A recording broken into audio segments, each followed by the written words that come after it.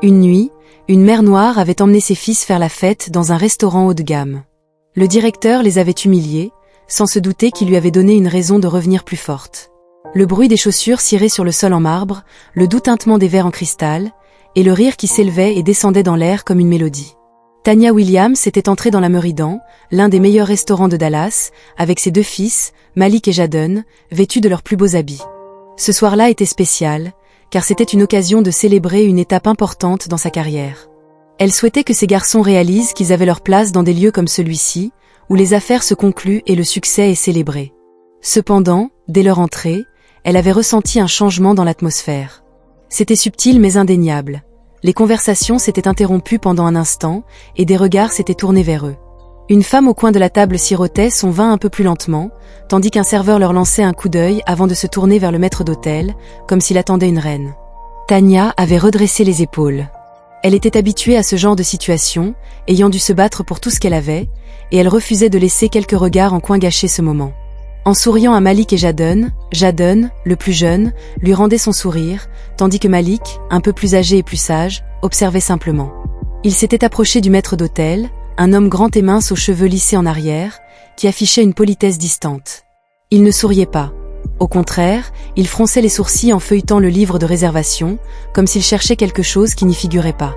Williams, table de 3, avait déclaré Tanya d'une voix légère, mais le maître avait mis un peu trop de temps à répondre. Puis, avec un soupir qui ne semblait pas nécessaire, il avait dit « Je suis désolé, madame, mais je ne vois pas votre nom ici. » Tanya ne broncha pas, consciente de ce qui se passait.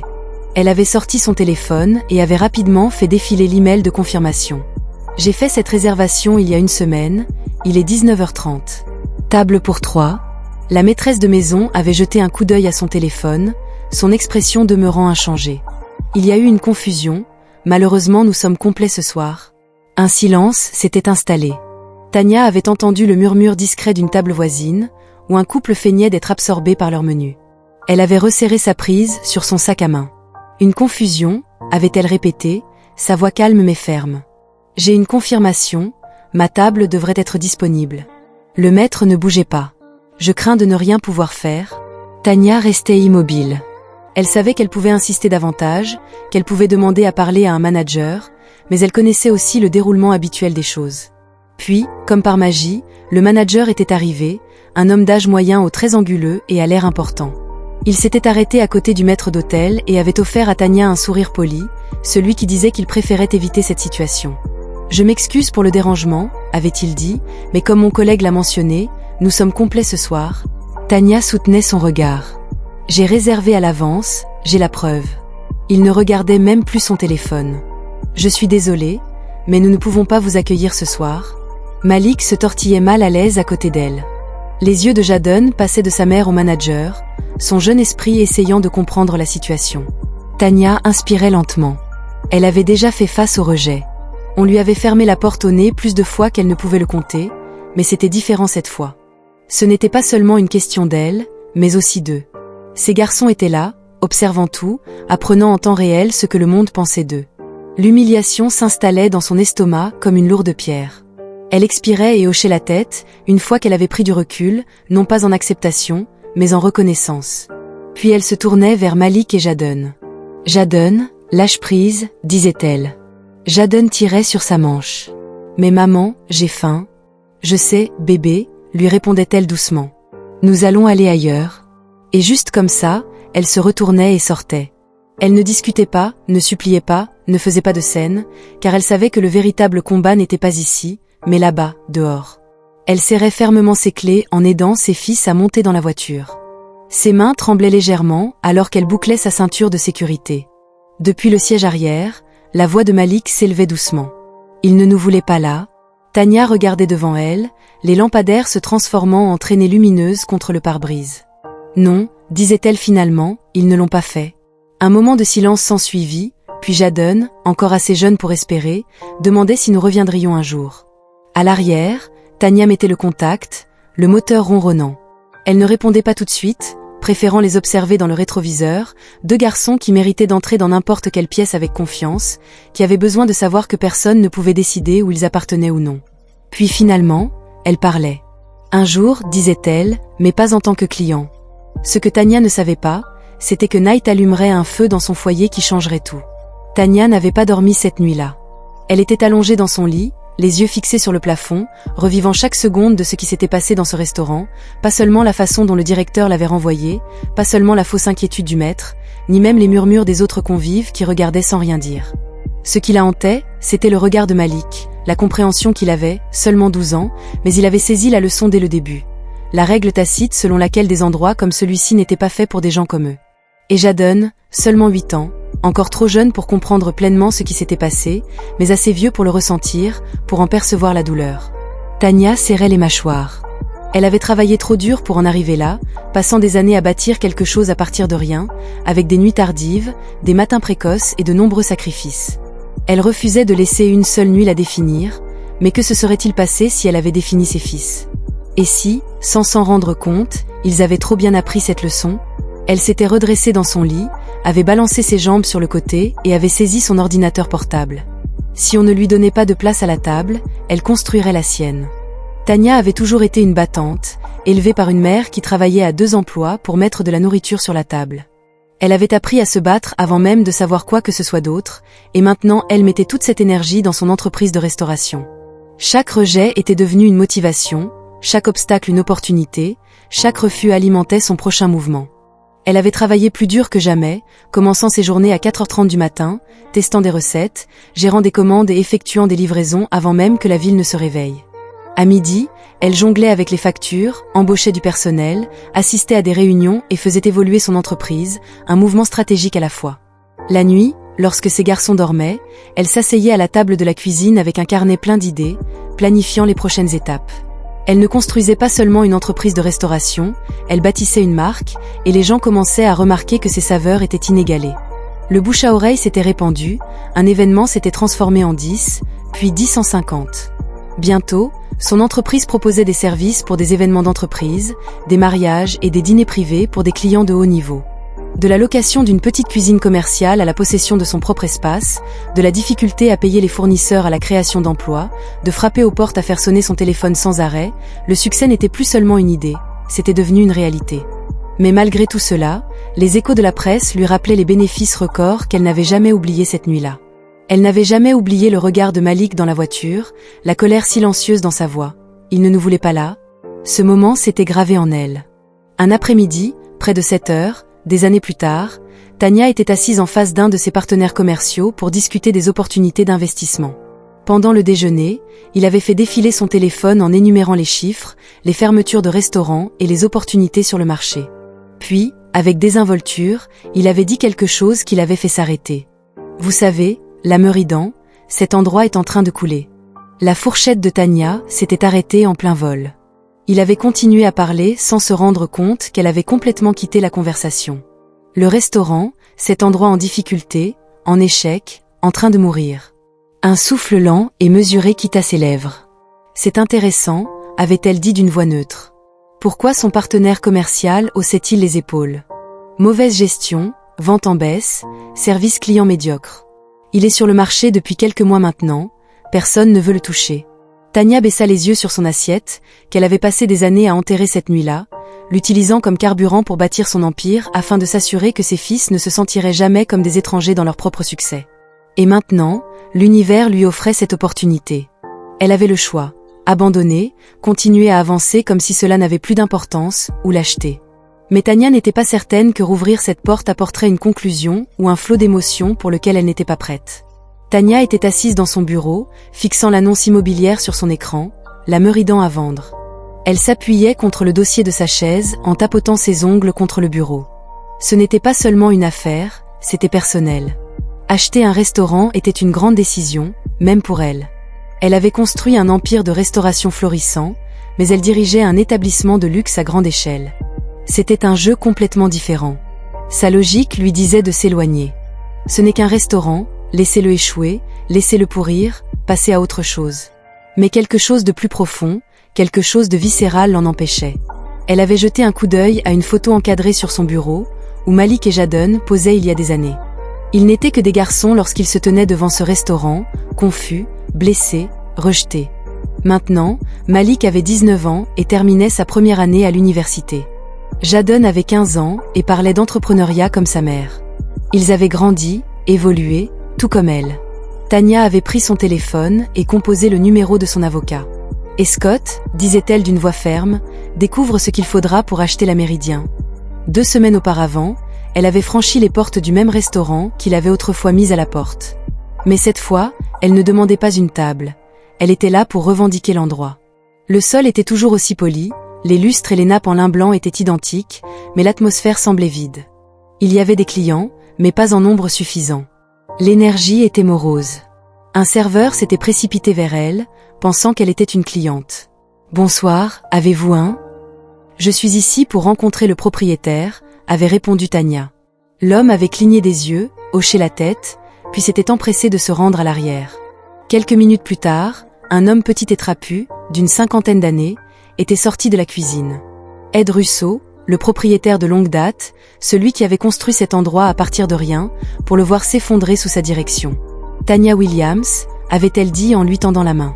Il lui avait serré la main une fois, essayant clairement de la placer. « Tu es l'acheteur ?» avait-il demandé en lui serrant la main. Sa prise était faible. « Je suis le propriétaire », soupira-t-il en passant une main sur son visage. « Je vais être franc avec toi. Les affaires vont mal. La marque est... Les clients fidèles ne viennent plus comme avant. Es-tu sûr de vouloir me retirer ça des mains ?» Tania avait incliné la tête. « Si je ne l'étais pas, je ne serais pas ici. » Il avait laissé échapper un rire amer. « C'est assez juste. » Il s'était assis à l'une des tables vides. Ed avait parlé de chiffres, de dettes, de frais généraux. Il avait l'air fatigué et abattu, comme s'il savait que c'était un navire en train de couler et qu'il avait eu de la chance de sortir à temps.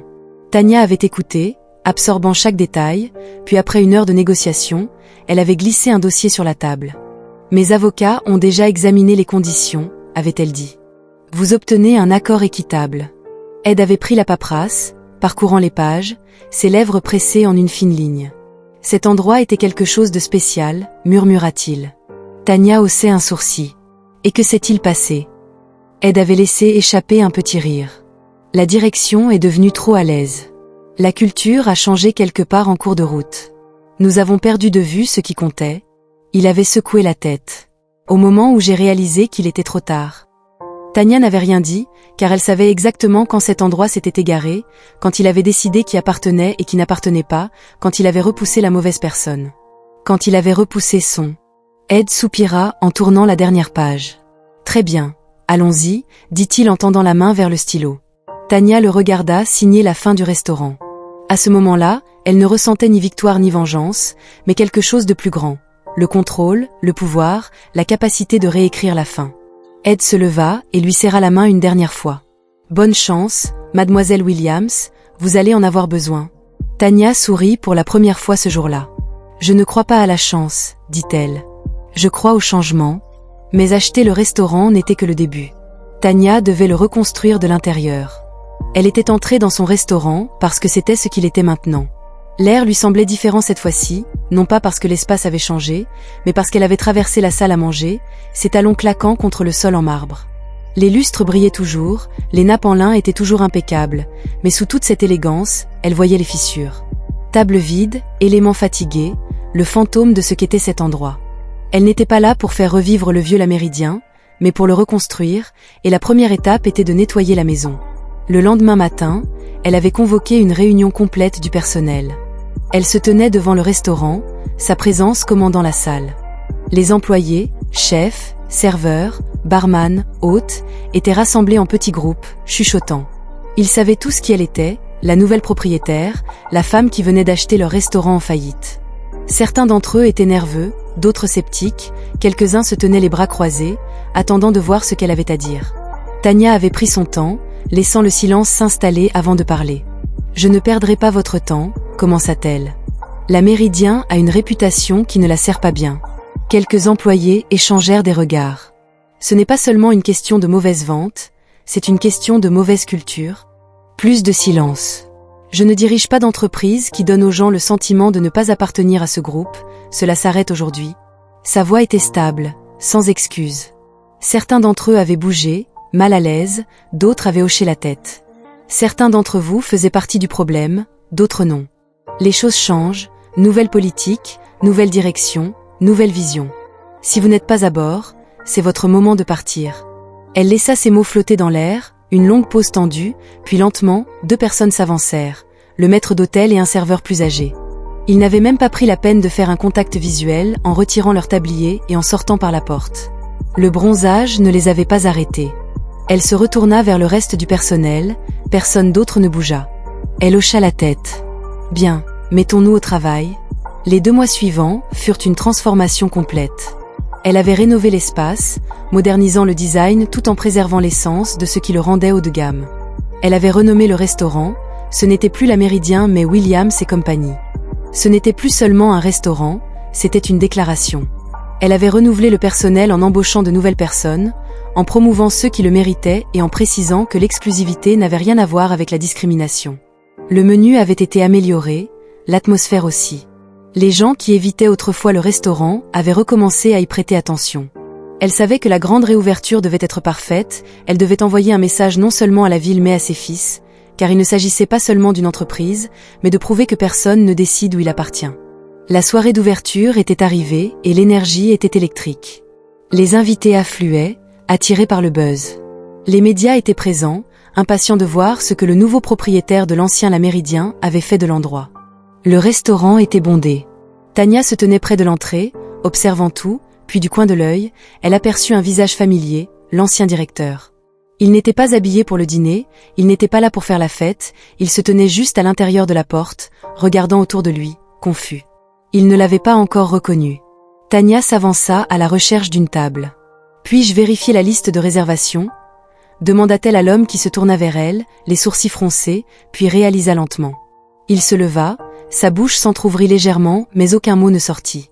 Tania soutint son regard. « Je ne vois pas votre nom. » L'homme déglutit, regardant la foule du restaurant prospérer sous une nouvelle direction. Son expression était illisible, peut-être de l'embarras, du regret. Tania laissa le moment s'étirer, puis finalement elle parla à nouveau. « Profitez de votre soirée. » Et sur ce, elle se détourna. Mais la soirée n'avait pas seulement pour but de prouver quelque chose, il s'agissait de transmettre une leçon, et Tania n'avait pas encore fini. La soirée fut un succès, chaque table était pleine, chaque assiette impeccable. Le buzz autour de Williams & Co était indéniable.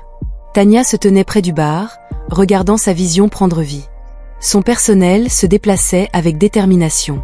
Ses invités riaient autour d'un bon vin et de plats parfaitement présentés. C'était ce que le restaurant aurait toujours dû être. De l'autre côté de la pièce, ses yeux rencontrèrent Malik, maintenant âgé de 19 ans, son fils aîné se tenait à côté de son frère Jadon, devenu un jeune homme de 15 ans vif et confiant. Ils avaient tout vu cette nuit-là, le moment du cercle complet, le changement de pouvoir, la leçon qui avait été des années en préparation. Malik sourit. « Tu l'as vraiment fait. » Tania expira. « Je t'avais dit que nous reviendrions. » Jadon jeta un coup d'œil vers l'entrée où l'ancien manager se tenait il y a quelques instants. Donc c'était lui? Tania hocha la tête. C'était lui? Malik se moqua. Je l'aurais mis dehors. Elle le regarda, il le pensait sérieusement, mais Tania n'était pas là pour être mesquine. Ce n'est pas le pouvoir, dit-elle, le pouvoir n'est pas la vengeance, c'est avoir tellement de succès qu'ils doivent te regarder gagner. Le visage de Jadon s'illumina de compréhension. L'expression de Malik s'adoucit. C'était la leçon de cette nuit-là. Il y a longtemps, le monde avait essayé de leur apprendre qu'ils n'appartenaient pas à ce monde. Ce soir, Tania avait réécrit cette lettre non pas en se battant pour des miettes, mais en s'appropriant la table. Elle avait levé son verre pour ne jamais laisser personne lui dire où elle n'appartenait pas. Malik et Jadon avaient levé leur verre pour écrire leur propre histoire. Ils avaient trinqué et Tania avait souri. Il ne s'agissait pas seulement d'un restaurant, mais de briser les cycles et de s'assurer que la prochaine génération n'ait jamais à demander la permission d'exister dans les espaces où elle mérite d'être. Et tandis que la nuit continuait, que le rire et la joie remplissaient chaque centimètre carré du restaurant qu'elle possédait désormais, Tania savait une chose avec certitude. Elle avait déjà gagné. L'histoire de Tania ne concernait pas seulement un restaurant, mais la transformation des obstacles en opportunités, le refus de laisser le rejet la définir. Parfois, la meilleure réponse à l'exclusion n'est pas de lutter pour être accepté, mais de construire quelque chose de si fort qu'ils doivent vous reconnaître. Donc, la prochaine fois que quelqu'un vous dit que vous n'appartenez pas, demandez-vous si vous avez besoin de leur approbation ou si vous devez construire votre propre table. Car le vrai pouvoir ne réside pas dans le fait d'être admis, mais dans la certitude que la porte ne se referme plus jamais.